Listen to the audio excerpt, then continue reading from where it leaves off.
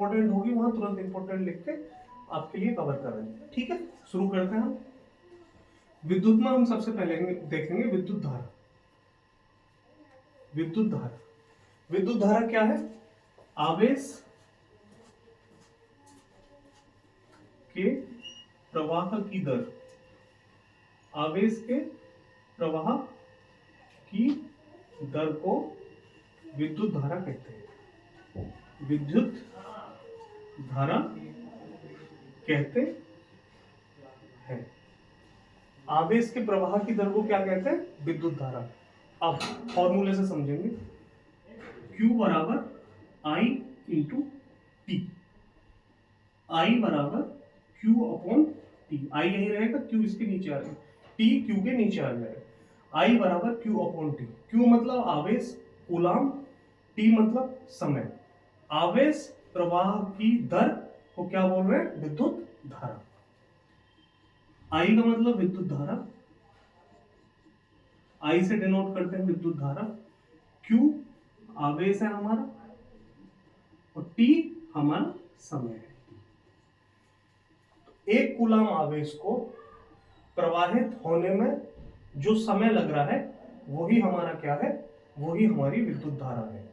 ठीक है, आवेश प्रवाह की दर मतलब विद्युत धारा। आवेश मतलब इलेक्ट्रॉन, इलेक्ट्रॉन कोई तार है उसमें इलेक्ट्रॉन प्रवाहित होते हैं। अगर इलेक्ट्रॉन इस दिशा में प्रवाहित हो रहे हैं तो विद्युत धारा हमारी उसके विपरीत दिशा में होगी, इतना याद रखना। अगर इलेक्ट्रॉन इधर प्रवाहित हो रहे हैं तो विद्युत धारा उसके विपरीत प्रवाहित होती है। इलेक्ट्रॉन के विपरीत प्रवाहित होती है हमारी विद्युत धारा। और इलेक्ट्रॉन क्या है? आवेश। ठीक है, इलेक्ट्रॉन के प्रवाह की दर को भी हम विद्युत धारा कह सकते हैं। ठीक है, अब आगे विद्युत धारा का मात्रक क्या है? विद्युत धारा का मात्रक very very most important, test लगा रहे होंगे, जरूर आ रहा होगा। विद्युत धारा का मात्रक है आपका क्या? एम्पियर। एम्पियर या एम्पियर ऑप्शन में अगर ना हो, आजकल जो आज के हिसाब से एग्जामों में ऑप्शन आ रहा है वो आ रहा है क्या? कूलाम प्रति सेकंड। कूलाम प्रति सेकंड। विद्युत धारा का मात्रक क्या आ रहा है आजकल? या तो एम्पियर ऑप्शन में होगा, एम्पियर ना हो तो कूलाम प्रति सेकंड। आवेश का मात्रक होता है कूलाम और समय का मात्रक होता है सेकंड। तो आवेश बटे समय मतलब कूलाम प्रति सेकंड विद्युत धारा का दूसरा मात्रक।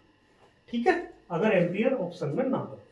Q बराबर I इंटू टी, जब मैंने टेक्नीशियन दिया था 2019 में, इस पे डायरेक्ट फॉर्मूले पे क्वेश्चन आता है। डायरेक्ट पूछेगा कि एक तार है उसमें 2 कूलाम का आवेश प्रवाहित हो रहा है। तार है कोई तार, इसमें 2 कूलाम का आवेश प्रवाहित हो रहा है और जो समय लग रहा है उसे वो 2 सेकंड का समय लग रहा है प्रवाहित होने में। तो कितनी विद्युत धारा, कितने एम्पियर की विद्युत धारा उसमें प्रवाहित हो रही है? तो I बराबर फॉर्मूला होता है Q अपॉन टी, मतलब 2/2 बराबर 1 एम्पियर। 1 एम्पियर की धारा उसमें प्रवाहित होगी। ठीक है, तो डायरेक्ट फॉर्मूले पे क्वेश्चन भी आता है, फॉर्मूला जरूर याद रखना है। ठीक है, अब आगे इंपॉर्टेंट लिखो। इंपॉर्टेंट ये जो इस पे पढ़ाने की जो बात बोली वो मेरे दोस्त ने बोली थी। मैंने उससे कहा, मैंने यार ऐसे ऐसे मेरा यूट्यूब चैनल है, यूपीएससी की तैयारी करता है वो, जिसके पास मैं रह रहा हूँ दिल्ली में। तो उसने कहा कि, मैंने कहा बोर्ड तो कहाँ व्यवस्था करें, कहाँ से क्या लाएं? तो उसने कहा कि हम इस पे भी लिख सकते हैं। उसके पास मार्कर था, हमने लिख के देखा तो अच्छा इस पे आया, तो उसने कहा कि तुम इस पे पढ़ा लो। ठीक है, अब विद्युत धारा को मापने वाला यंत्र। विद्युत धारा को मापने वाला यंत्र कौन सा है? Ammeter. Very very most important, विद्युत धारा को मापने वाला यंत्र अमीटर बहुत आता है एग्जामों में। एक यंत्र और है गैल्वेनोमीटर। गैल्वेनोमीटर ये क्या काम करता है? ये भी बहुत पूछा जाता है और कंफ्यूज होते हैं हम। ये करता है विद्युत धारा की दिशा बताता है ये, विद्युत धारा की दिशा एवं उपस्थिति बताने वाला यंत्र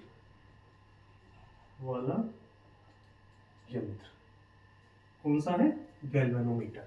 अगर बोले विद्युत धारा को मापने वाला यंत्र तो अमीटर, विद्युत धारा की दिशा बताने वाला यंत्र तो वो है हमारा गैल्वेनोमीटर। अब इसके बाद आगे डाल लो ऑप्शन।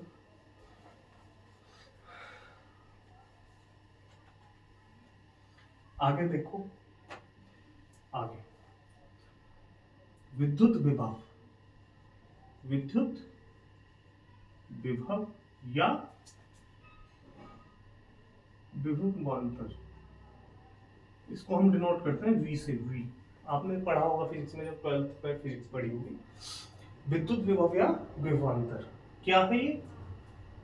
V बराबर W अपॉन क्यू, फॉर्मूला होता है V बराबर W अपॉन क्यू। अब फॉर्मूले से हम इसकी परिभाषा निकालेंगे। एक कूलाम आवेश को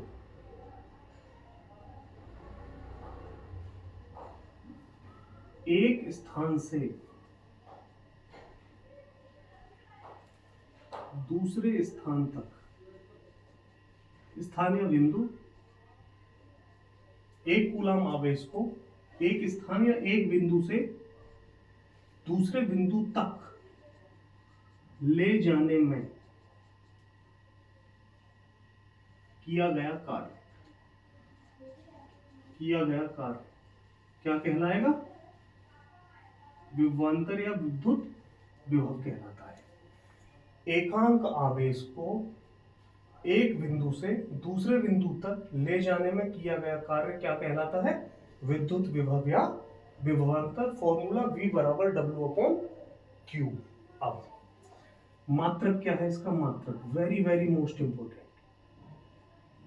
वेरी वेरी मोस्ट इंपोर्टेंट। मात्रक बोल्ट, या तो ऑप्शन होगा आपका बोल्ट, अगर बोल्ट ऑप्शन में ना हो, विद्युत विभव का मात्रक बोल्ट, अगर बोल्ट ऑप्शन में नहीं है तब क्या आएगा? W कार्य का मात्रक होता है जूल और आवेश का मात्रक होता है कूलाम। क्या आएगा? जूल प्रति कूलाम, जूल प्रति कूलाम। विद्युत विभव का एक मात्रक बोल्ट है, अगर बोल्ट ऑप्शन में नहीं दिया गया है तो हम क्या लगाएंगे? जूल प्रति कूलाम। V बराबर W अपॉन Q, W का मात्रक जूल बटे Q, Q का मात्रक कूलाम, तो जूल प्रति कूलाम दूसरा मात्रक है। और वेरी वेरी मोस्ट इंपोर्टेंट, सबसे ज्यादा आ रहा है आजकल इस टाइम में। बोल्ट सबको पता है, ये बहुत कम लोगों को पता होगा। ठीक है, अब V बराबर W अपॉन Q पे डायरेक्ट एग्जाम में न्यूमेरिकल आते हैं। न्यूमेरिकल कैसे आएंगे? जैसे 20 कूलाम आवेश है और 60 जूल कार्य करना पड़ रहा है उसके लिए, तो बोल्ट कितना होगा? V बराबर 60 बटे 20 मतलब 3 बोल्ट। जो विद्युत विभव पैदा होगा वो 3 बोल्ट का विद्युत विभव पैदा होगा उसमें। ठीक है, अब पेपर में एक क्वेश्चन होता था कि विद्युत धारा कैसी राशि है? विद्युत धारा मैं इसे आगे भी कराऊंगा, एक साथ लिखा दूंगा सारी अदिश और सदिश राशियां। तो विद्युत धारा जो है वो हमारी अदिश राशि है, अदिश राशि। ठीक है, अब इससे आगे विद्युत विभव हमारा हो गया, विद्युत धारा हमारी हो गई। इनके मात्रक बहुत इंपॉर्टेंट है और विद्युत धारा वाला फॉर्मूला बहुत इंपॉर्टेंट है। अब हम देखेंगे ओम का नियम। ओम का नियम वेरी वेरी मोस्ट इंपॉर्टेंट। ओम का नियम क्यों इंपॉर्टेंट है अभी पता लग जाएगा। ओम का नियम कब दिया गया था? डेट बहुत इंपॉर्टेंट है, जीएस में डायरेक्ट पूछी जाती है। 1827 में किसने दिया था? साइमन ओम। साइमन ओम एक वैज्ञानिक थे, इन्होंने दिया था। डायरेक्ट नाम पूछा जाता है कि ओम का नियम कौन से वैज्ञानिक ने दिया, तो पूरा नाम है इनका साइमन ओम। कब? 1827। इंपॉर्टेंट है स्टैटिक जीके के लिए। ठीक है, अब क्या होता है ओम का नियम? डायरेक्ट हम फॉर्मूले से इसकी परिभाषा देखेंगे। V proportional to I। निश्चित ताप पर, निश्चित ताप पर, ठीक, किसी चालक, चालक का मतलब होता है तार, किसी तार में प्रवाहित विद्युत धारा उसके विभवांतर या विद्युत विभव के समानुपाती होती है। किसी निश्चित ताप पर किसी चालक में प्रवाहित विद्युत धारा उसके विद्युत विभव के समानुपाती होती है, V प्रोपोर्शनल टू I।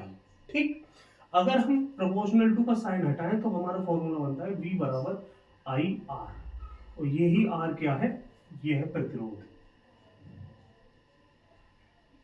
और इस प्रतिरोध का मात्रक होता है हमारा ओम। ओम क्या है, प्रतिरोध का मात्रक ohm, very very most important, बहुत आता है कि प्रतिरोध का मात्रक क्या है, ohm. V equals to I R, जहां I क्या था हमारा, एक कांस्टेंट, वो R क्या था, कांस्टेंट वैल्यू थी, तो V बराबर आई आर, और R का मात्रक है हमारा ओम। ठीक, प्रतिरोध का मात्रक। अब आगे देखेंगे हम।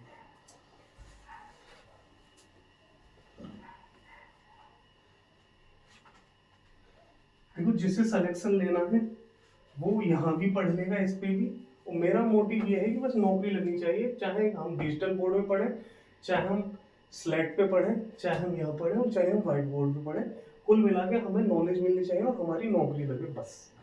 ठीक है, अब V बराबर आई आर, मैंने बता दिया प्रतिरोध का मात्रक ओम है, मात्रक क्या है, ओम, प्रतिरोध का मात्रक है हमारा ओम। ठीक, आर क्या होता है, प्रतिरोध। अब ये तार है, कोई तार, ये है तार, ठीक, इस तार में विद्युत धारा बह रही है, इस विद्युत धारा का विरोध करता है प्रतिरोध।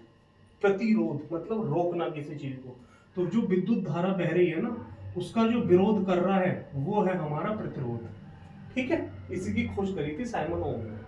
ठीक, अब R प्रोपोर्शनल टू होता है L अपॉन A, ये एक फॉर्मूला है प्रतिरोध का, R proportional to L upon A, और इस पे डायरेक्ट क्वेश्चंस बने हैं, चाहे वो यूपीएससी में हो और चाहे वो एसएससी हो। वहाँ क्या बने हैं, R बराबर lambda L upon A, you rho, rho बोलते हैं इसे, रो, RHO रो, ये होती है प्रतिरोधकता, प्रतिरोधकता, रो का मतलब है प्रतिरोधकता।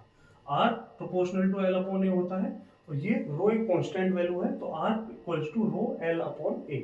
L क्या है, तार की लंबाई, तार की लंबाई, और A क्या है, तार के अनुप्रस्थ काट का क्षेत्रफल, अनुप्रस्थ काट का क्षेत्रफल। इसी चीज से क्वेश्चंस बनते हैं, क्या बनते हैं वो आपसे बोलेगा, क्या बोलेगा, अगर किसी तार की लंबाई 2 गुनी कर दी जाए तो उसके प्रतिरोध पर क्या इफेक्ट पड़ेगा। तार की लंबाई पहले L थी, अब हमने लंबाई को कर दिया 2L, पहले L हमारी L1 बराबर L माना हमने, पहली लंबाई है ये, अब हमने लंबाई कर दी 2 गुनी, मतलब 2L कर दी, तो प्रतिरोध डायरेक्ट प्रोपोर्शनल टू है L के, प्रतिरोध क्या हो जाएगा, डबल हो जाएगा।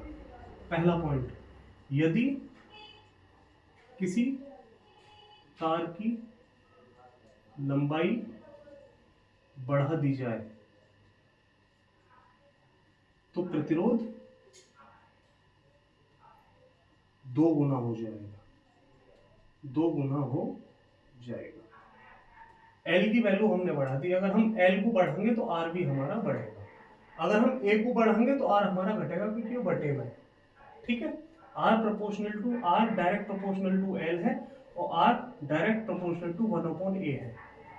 ठीक है, अगर हम A को बढ़ाते हैं, अनुप्रस्थ काट को बढ़ाते हैं, तो प्रतिरोध घटेगा, अगर हम लंबाई को बढ़ाते हैं प्रतिरोध बढ़ेगा। दूसरा पॉइंट हमारा यही है, यदि किसी तार पर अनुप्रस्थ काट का क्षेत्रफल, यदि किसी तार का अनुप्रस्थ काट का क्षेत्रफल, अनुप्रस्थ काट का क्षेत्रफल 2 गुना कर दिया जाए, 2 गुना कर दिया जाए तो प्रतिरोध आधा हो जाएगा। कैसे? R प्रोपोर्शनल टू था L अपॉन A के, L की इसमें हमारी कोई बात ही नहीं करी गई है, हमारी बात करी गई है A की। अगर हम इसे 2A कर देंगे तो प्रतिरोध की वैल्यू पहले से आधी हो जाएगी। तो यही बात बोली गई है, यदि किसी तार के अनुप्रस्थ काट का क्षेत्रफल A अगर 2 गुना कर दिया जाता है, अगर इसे 2A कर दें हम, तो जो पहले R की वैल्यू थी वो अब आधी हो जाएगी पहले की अपेक्षा। ठीक है, दोनों चीज समझ आए। अब आगे तीसरा पॉइंट क्या बनेगा?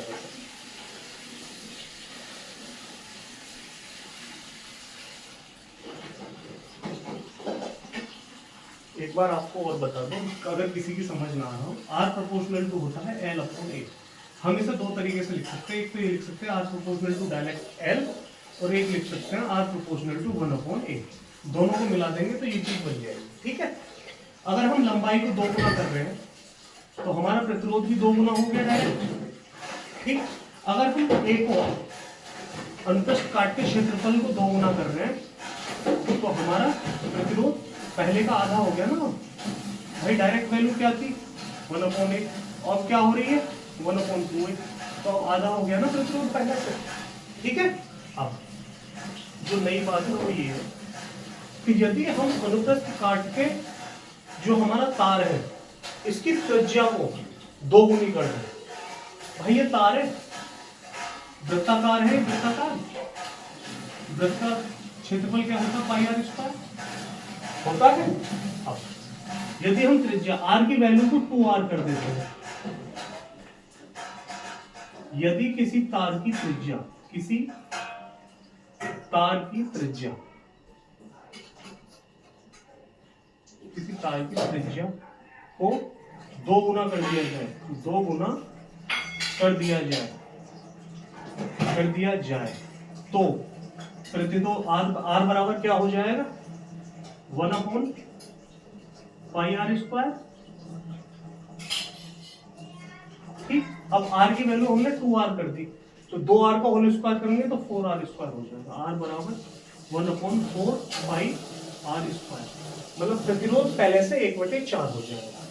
प्रतिरोध अगर पहले R था तो अब क्या हो गया? R का 1/4।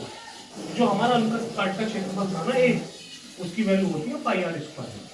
अगर हम त्रिज्या को आधी कर दे रहे हैं, त्रिज्या अगर हमारा R की वैल्यू हमारी 2R होगी, त्रिज्या को 2 गुनी कर दे रहे हैं, तो A बराबर हो जाएगा हमारा पाई 2R का होल स्क्वायर, A बराबर पाई 2 गुनी 4R स्क्वायर।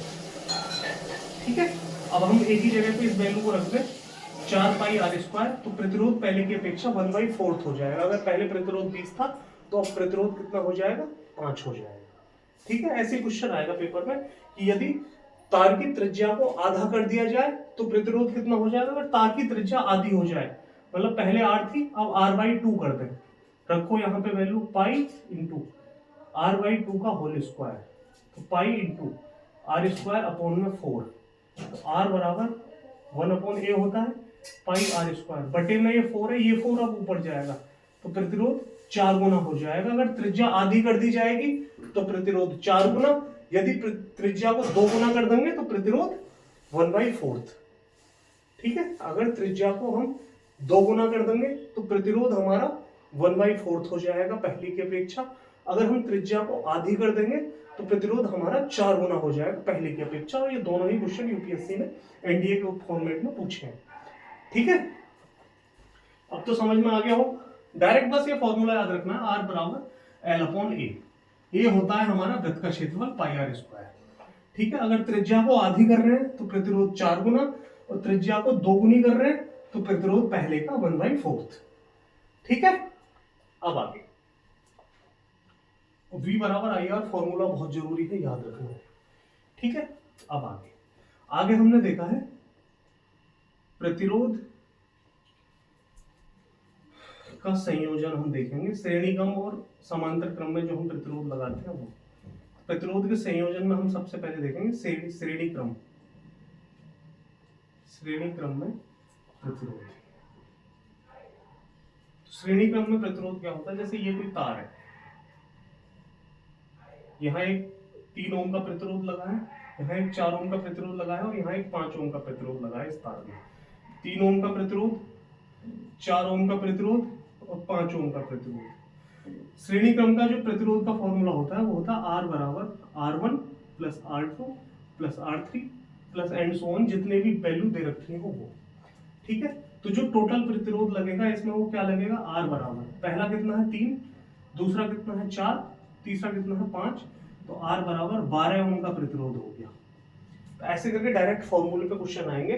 श्रेणी क्रम का फॉर्मूला है R बराबर R1 plus R2 plus R3 और समांतर क्रम का फॉर्मूला होता है 1/R बराबर 1/R1 plus 1/R2 plus 1/R3। श्रेणी क्रम में अगर वो टोटल प्रतिरोध पूछेगा प्रतिरोध देके तो हमें ये फॉर्मूला लगा देना है R बराबर R1 plus R2 plus R3, और ये फॉर्मूला आएंगे जरूर। बोलेंगे कि एक तार है उसमें 3 प्रतिरोध श्रेणी क्रम में लगे हैं तो टोटल प्रतिरोध क्या होगा, तो कुल प्रतिरोध हो जाएगा हमारा 12 ओम। 3, 4, 5 ये वैल्यू मैंने रखी है, एग्जाम में कुछ भी हो सकती है इनकी जगह पे। फॉर्मूला याद रखना R बराबर R1 plus R2 plus R3। ठीक, श्रेणी क्रम के लिए। अब समांतर क्रम अगर हमारा है, समांतर क्रम के लिए समांतर क्रम, समांतर क्रम में प्रतिरोध, ये हमारा कोई तार है, इसमें 3 प्रतिरोध समांतर क्रम में हमने लगा दिए। ये एक दूसरा प्रतिरोध यहाँ है ये, और एक ये तीसरा प्रतिरोध हमने यहाँ लगाया। ये 3 ओम का है, ये 6 ओम का है और ये आपका 3 ओम का ही ये है। ठीक, इसका फॉर्मूला क्या होता है समांतर क्रम का, इसका फॉर्मूला अब पूछेगा कि टोटल प्रतिरोध कितना लगा है इसमें, तो 1/R बराबर 1/R1 plus 1/R2 plus 1/R3। अगर 3 दे रखे हैं 3, 4 दे रखे हो 4 वैल्यू, 5 दे रखे हो प्लस R5 कर देंगे। ठीक है, तो ये फॉर्मूला है हमारा समांतर क्रम में अगर प्रतिरोध है उसके लिए 1/R बराबर 1/R1 plus 1/R2 plus 1/R3। रख के देख लो वैल्यू 1/R बराबर R1 का मान 1/3, R2 का मान 1/6, R3 का मान 1/3, 1/R बराबर 6 हमारा एलसीएम आ गया, 3 दूनी 6 2 प्लस 1 प्लस 2 बराबर 5/6, 1/R बराबर 5/6, तो R बराबर 6/5 ओम। यहां जरूर ध्यान देना, अगर एग्जाम में क्वेश्चन आए तो R बराबर 1/R की जो वैल्यू आएगी R की वो उल्टी होगी। ठीक है, 1/R बराबर 5/6 तो R बराबर कितना आ जाएगा 6/5। यही बालक गलती करता है जब भी पेपर में क्वेश्चन आता है 1/R बराबर 5/6, डायरेक्ट ऑप्शन देखेंगे वही लगा देंगे। उसने पूछा है कि R की वैल्यू क्या, R की वैल्यू 6/5 ओम। ठीक है, तो ये समांतर क्रम का फॉर्मूला है 1/R बराबर 1/R1 plus 1/R2 plus 1/R3। ये समांतर और श्रेणी क्रम में हमारे प्रतिरोध हो गए। अब पूछता है कि घरों में कौन सा यूज होता है, घरों में हमारा समांतर क्रम वाला यूज होता है। ठीक है, क्योंकि समांतर क्रम में क्या होता है प्रतिरोध की वैल्यू कम होती है, प्रतिरोध की वैल्यू कम होगी तो हमारी जो विद्युत ऊर्जा है उसका खपत कम होगा। ठीक है, अब एक बार आपने देखा होगा फ्यूज तार, फ्यूज तार very very most important, NDA में तो बहुत बार पूछा गया। फ्यूज तार के लिए एक चीज बोली जाती है कि ये उच्च प्रतिरोध का होता है, उच्च प्रतिरोध और निम्न गलनांक, और निम्न गलनांक, ये इसकी क्वालिटी है फ्यूज तार की, उच्च प्रतिरोध और निम्न गलनांक का होता है फ्यूज तार। इसका मतलब क्या हुआ, अगर धारा विद्युत धारा बह रही है तो इस पे लिखा होता है कि 16 एम्पियर तक की विद्युत धारा को ये कंट्रोल कर सकता है, उसे रोक सकता है, और उससे ज्यादा धारा आएगी तो ये तुरंत पिघल जाएगा।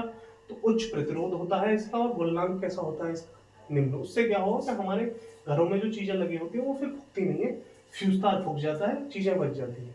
ठीक है, तो फ्यूज तार का उच्च प्रतिरोध होता है और निम्न गलनांक होता है। फ्यूज तार का डायरेक्ट आता है ये एग्जाम में, फ्यूज तार होता है निम्न प्रतिरोध उच्च गलनांक, या उच्च प्रतिरोध निम्न गलनांक, या उच्च प्रतिरोध उच्च गलनांक, या निम्न प्रतिरोध निम्न गलनांक। तो उच्च प्रतिरोध और निम्न गलनांक का होता है फ्यूज तार। किसका बना होता है फ्यूज तार? फ्यूज तार बना होता है हमारा लेड और टिन का। लेड और टिन का बना होता है फ्यूज तार। सोल्डर तार भी हमारा लेड और टिन से ही बनता है, ये भी पेपरों में डायरेक्ट आते हैं केमिस्ट्री में। सोल्डर तार हमारा किससे बनता है? लेड और टिन। लेड का मतलब सीसा और टिन, सीसा और टिन से मिलकर बनता है हमारा फ्यूज तार। ठीक है। फ्यूज तार के बाद एनडीए में एक बार ऐसी क्वेश्चन आया था स्टेटमेंट के फॉर्म में। वो क्या था? उसमें लिखा था कि एक 16 एम्पियर का फ्यूज तार है और परिपथ में 16 एम्पियर से अधिक धारा प्रवाहित हो जाए तो क्या होगा? तो फ्यूज तार गल कर टूट जाएगा, क्योंकि उसकी जो कैपेसिटी है वो 16 एम्पियर तक की धारा को ही रोकने की। ठीक है। अब इसके बाद हम देखेंगे जो अब इंपॉर्टेंट जो चीज अब आएगी वो बहुत ही ज्यादा इंपॉर्टेंट है, और वो क्या है? देखो, विद्युत शक्ति। विद्युत शक्ति, विद्युत शक्ति क्या चीज है? विद्युत शक्ति का फॉर्मूला होता है P बराबर W/T। यहां W का मतलब है किससे? विद्युत ऊर्जा से। ऊर्जा और कार्य एक ही चीज है, दोनों का मात्रक होता है जूल। ठीक है। T क्या है? समय। अब जो हमारी डेफिनेशन बनेगी वो हम यहीं से डेफिनेशन निकालेंगे, और विद्युत शक्ति की डायरेक्ट डेफिनेशन आती है एग्जाम में, डायरेक्ट डेफिनेशन भी इसकी आती है, तो वही हम डेफिनेशन यहां से निकालेंगे। विद्युत शक्ति की डेफिनेशन है हमारी विद्युत ऊर्जा के उपयोग होने की दर। विद्युत ऊर्जा के उपयोग होने की दर, विद्युत ऊर्जा के उपयोग होने में जो समय लग रहा है वही हमारी विद्युत शक्ति है। विद्युत ऊर्जा के उपयोग होने की दर को क्या बोलते हैं? विद्युत शक्ति। विद्युत ऊर्जा के उपयोग होने की दर क्या कहते हैं? दर को विद्युत शक्ति कहते हैं। बहुत आसान भाषा में, जैसे मैंने अपनी तैयारियां करी थी उसी भाषा में, कोई किताब की नॉलेज इसमें है नहीं, अपनी लोकल लैंग्वेज में पूरी डेफिनेशन को समझने पर जोर दिया गया है। विद्युत शक्ति P बराबर W/T। हमने एक फॉर्मूला पढ़ा था V बराबर W/Q, विद्युत विभव में पढ़ा था। W की वैल्यू वहां रखो, W बराबर क्या हो जाएगा यहाँ से? V into Q। W बराबर V इंटू Q रखो यहाँ। P बराबर W की जगह पे रखेंगे V इंटू Q बटे T। ठीक। एक फॉर्मूला हमने पढ़ा था Q बराबर I इंटू T, तो I बराबर Q/T पढ़ा था। अब Q/T की जगह पे I रख दो, तो P बराबर V इंटू I। एक फॉर्मूला ये बन गया आपका, इंपॉर्टेंट है, डायरेक्ट पेपर में आता है। P बराबर V इंटू I, एक फॉर्मूला ये भी इंपॉर्टेंट है। ये तो मैंने बताया है कि ये इस फॉर्मूले से ये फॉर्मूला कैसे बना, इस फॉर्मूले और इस फॉर्मूले के द्वारा। ठीक है। Q/T हमारा I के बराबर होता है, तो V इंटू I हो गया। शक्ति बराबर वोल्ट इंटू धारा। ठीक। न्यूमेरिकल आएगा, डायरेक्ट न्यूमेरिकल इसका कैसे कैसे बनाया फॉर्मूला। P बराबर था W/T। W की वैल्यू हमने पहले ही पढ़ी थी, V बराबर होता है W/Q के, तो W बराबर V into Q, V into Q, Q बट्टे T हमारा होता है I, तो P बराबर V इंटू I। ठीक। क्वेश्चन कैसे आएगा? अब एक फॉर्मूला हो रहा है उसे और देख लो। एक होता है P बराबर, B बराबर क्या है? IR। ओम के नियम में हमने देखा था, ओम का नियम था ये हमारा, ओम के नियम में हमने देखा था V बराबर IR। V की वैल्यू रख दो यहाँ, तो P बराबर I²R। एक फॉर्मूला ये भी है, ये भी इंपॉर्टेंट है। 4 फॉर्मूले बनेंगे इसका, टोटल 4। पहला, दूसरा, तीसरा, चौथा क्या बनेगा वो देख लो। P बराबर, V बराबर है IR, और I बराबर हो जाएगा V/R। R को यहाँ भेज देंगे नीचे, तो I बराबर V/R। I की जगह पे V/R रख दो, तो P बराबर हो जाएगा V² बटे R। ये भी इंपॉर्टेंट है। चारों फॉर्मूले पे न्यूमेरिकल आते हैं, या तो डायरेक्ट किसी फॉर्मूले पे न्यूमेरिकल आ जाएगा, बोलेगा कि कोई परिपथ है, उसमें जो धारा है वो 60 जूल है, समय जो है वो 15 सेकेंड या 15 घंटे का समय है उसमें, तो पूछेगा कि बताओ पी की वैल्यू क्या है, तो पी बराबर डब्ल्यू अपॉन टी वाला फॉर्मूला हम वहां लगा देंगे। अगर वो देगा कि हमारा V की वैल्यू दे देगा कि वोल्ट है हमारे 60 वोल्ट, I की वैल्यू दे देगा कि धारा बह रही है 3 एम्पियर की, तो पूछेगा कि कितने P की वैल्यू क्या, मतलब विद्युत शक्ति कितनी हुई, 60 गुणा 3 180 वोल्ट एम्पियर। ठीक है, P का मैं अभी मात्रक बताऊंगा, मैं एक नॉर्मल बता रहा हूँ किस हिसाब से आपका न्यूमेरिकल आ सकता है। अगर कहीं वोल्ट दे रखा हो और धारा की वैल्यू दे रखी है तो P बराबर VI लगाएंगे डायरेक्ट।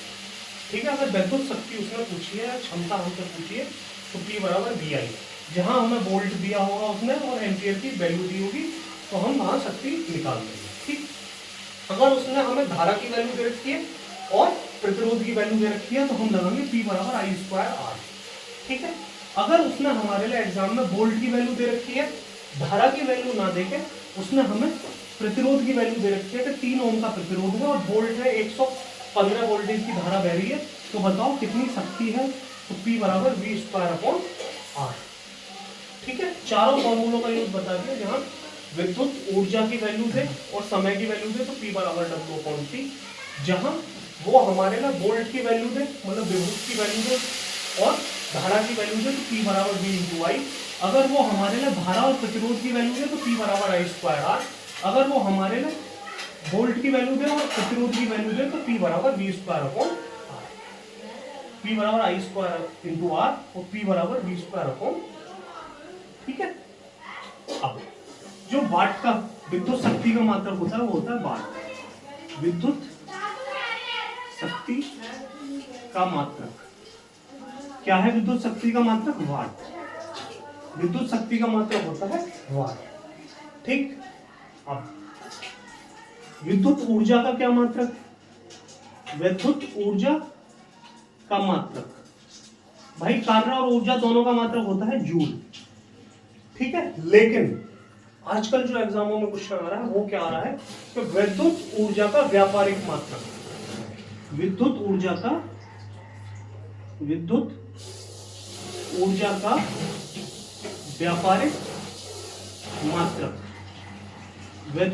का व्यापारिक मात्रक अगर वो पूछेगा तो किलोवाट घंटा, किलोवाट घंटा। अगर विद्युत ऊर्जा का एसआई मात्रक पूछेगा तो हम लगाएंगे जूल। अगर विद्युत ऊर्जा का एसआई मात्रक उसने पूछा तो जूल। विद्युत शक्ति का मात्रक वाट, वेरी वेरी मोस्ट इंपोर्टेंट। विद्युत शक्ति का मात्रक क्या है हमारा, वाट। अगर पूछेगा कि विद्युत शक्ति का एसआई मात्रक वाट। ठीक, विद्युत ऊर्जा का एसआई मात्रक जूल, विद्युत ऊर्जा का व्यापारिक मात्रक किलोवाट घंटा। ठीक है, और 1 किलोवाट घंटा बराबर होता है हमारा, 1 किलोवाट घंटा बराबर होता है 3.6 इंटू 10⁻⁶ जूल।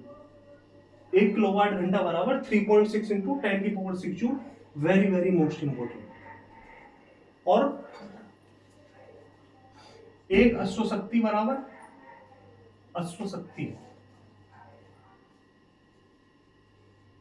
746 वाट। ये बहुत इंपॉर्टेंट है, दोनों ही क्वेश्चन बहुत आते हैं एग्जामों में। अगर पूछा कि 1 किलोवाट घंटा बराबर 3.6 इंटू 10⁻⁶ जूल, इसी से समझ लियो कि जूल में वैल्यू निकल के आई है, तो ये विद्युत ऊर्जा का व्यापारिक मात्रक है।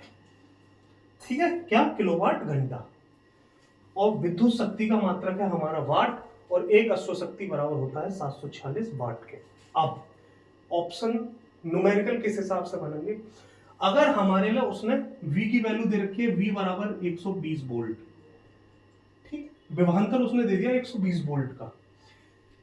P की वैल्यू दे रखी है 60 वाट। अगर पूछा बोलेगा कि 60 वाट का एक बल्ब है, मतलब 60 वाट का बल्ब होने की उसकी थ्योरी क्या है कि जो उस बल्ब की क्षमता है, शक्ति है, वो 60 वाट की है, 120 वोल्ट का विभवांतर है, तो धारा पूछेगा कि I बराबर क्या। तो डायरेक्ट फॉर्मूला है हमारे पास P बराबर V इंटू आई। तो I बराबर P अपॉन V बराबर 1/2, P की वैल्यू 60, B की वैल्यू 120, 60 से भी 120 को काटेंगे तो 1/2 एम्पियर। ऐसे करके न्यूमेरिकल आएंगे इस पर। या बोल देगा कि जो आई धारा जो बह रही है किसी तार में वो है हमारी 4 एम्पियर की, और प्रतिरोध जो लग रहा है उस पर वो हमारा लग रहा है 4 ओम का। तो बोलेगा कि शक्ति बताओ, तो P बराबर क्या I स्क्वायर 16 इंटू आर की वैल्यू 4 बराबर 64 वाट। 64 वाट उसकी शक्ति है। ठीक है, अगर तीसरा इस पर न्यूमेरिकल आया तो वो कैसे करेंगे? P बराबर उसने दे रखा हमें 600 वाट, किसी की शक्ति है 600 वाट की बल्ब की। ठीक, B बराबर उसने हमें दिया नहीं है। ठीक है, बोलेगा जो प्रतिरोध लग रहा है R वो लग रहा है हमारा 16 कर लो इसे, 1600 वाट का कोई बल्ब है। V हमें दे नहीं रखा, वोल्ट हमें बताया नहीं, उसने विद्युत विभव कितना लगा है हमें बताया नहीं। प्रतिरोध दे रखा है उसने 4 ओम का प्रतिरोध है। तो पूछेगा कि वोल्ट कितने हैं, विभव कितना है उसका। तो V स्क्वायर अपॉन R बराबर क्या है, P के है। तो V स्क्वायर बराबर P इंटू R। तो V स्क्वायर बराबर P की वैल्यू 1600 इंटू R की वैल्यू 4, तो V बराबर 6400। V स्क्वायर बराबर, तो V बराबर कितना आ जाएगा 80 वोल्ट का इसमें विद्युत विभव लगा हुआ है 80 वोल्ट का। तो इन पे डायरेक्ट न्यूमेरिकल आते हैं, या तो P बराबर VI पे आ जाएगा। अगर वोल्ट और धारा की वैल्यू दे रखी है और वाट पूछा है तो P बराबर VI। वो वाट की वैल्यू दे रखी है, धारा की वैल्यू पूछ रहा है, प्रतिरोध की वैल्यू दे रखी है, तो P बराबर I स्क्वायर R। वाट की वैल्यू दे रखी है, वोल्ट की वैल्यू दे रखी है, अगर ओम की प्रतिरोध की वैल्यू पूछ रहा है तो P बराबर V स्क्वायर अपॉन R। तीनों में से किसी को भी पूछ सकता है, वाट दे देगा, वोल्ट दे देगा, प्रतिरोध पूछ सकता है, वोल्ट दे देगा, प्रतिरोध दे देगा, वाट पूछ सकता है, और प्रतिरोध दे देगा और वोल्ट वाट दे देगा तो वोल्ट पूछ सकता है, कुछ भी पूछ सकता है। P बराबर VI, P बराबर I स्क्वायर इंटू R और P बराबर V स्क्वायर अपॉन R। तो हमें रटे होने चाहिए अगर हमें इस चैप्टर से कोई भी न्यूमेरिकल हल करना है तब। P बराबर W अपॉन D। ठीक है, ये 4 फॉर्मूले हैं। कैसे फॉर्मूला आए थे मैंने वो भी आपको पूरा एकदम खोल के बताया है इसमें। ठीक है, अब आगे